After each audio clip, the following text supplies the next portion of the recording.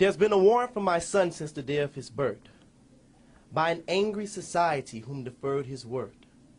Be it sex, drugs, or biased laws, the lion can't rule if you shackle his paws. And though I've tried my best to raise him right, it was the outside world that clouded his sight. See, he was fighting this battle that he could not win to transcend the end of most black men. My wife found a stem one day while washing his clothes. "It ain't mine," he said, while rubbing his nose. So I checked this room. I kind of wrecked the place. I searched every square inch of his hip-hop space.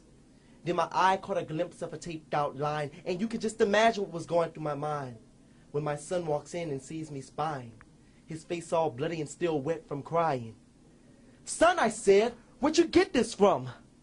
"Dad, I can't talk now. I gotta run." "Slow down," I begged, "and let's talk this out. Tell me what's wrong and what this gun is about." But Junior got impatient. He snatched from the heat. He bowed down the stairs and headed up the streets. Now, I'm not a fast guy, but I kept him in sight. He ran 2 blocks down and then he made a right. I couldn't just stop and just let the boy go.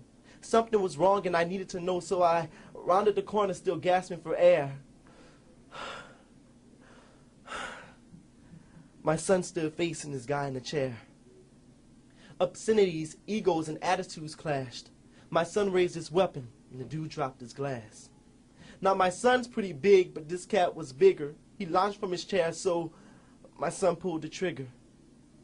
The explosion was deep like thunder at noon, and the whole block hustled beneath the boom. The shot caught the guy high on the chest, and the way he fell was where he rested. Then as soon as my son began to lower his gun, behind from the house came another one. "You shot my man!" he screamed to my seat. And before I could react, the bullet was free. As I watched my son's body jerk, then fall, the root of my soul caught the pain of it all.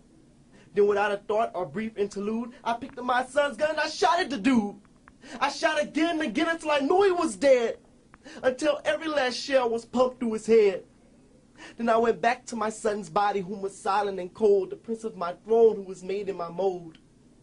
"I'm sorry, my son," was all I can speak, as I watched his blood that stained the streets.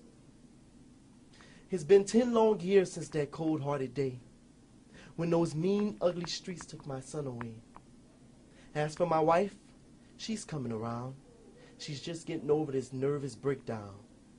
So to all you people for whom this poem should speak, please, black men and women, don't let your son be another stain on the street.